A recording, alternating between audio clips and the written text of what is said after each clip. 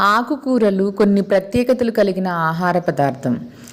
అనుదిన ఆహారంలో దాదాపు 20% వరకు వీటిని తీసుకుంటే మంచిది. వీటి వలన అపారమైన లాభాలున్నాయి. ఆకుకూరల్లో మిగిలిన కూరగాయలతో పోలిస్తే విటమిన్ కే ఎక్కువగా ఉంటుంది. విటమిన్ కే రక్తం గడ్డకట్టడానికి తోడ్పడే పోషక పదార్థం.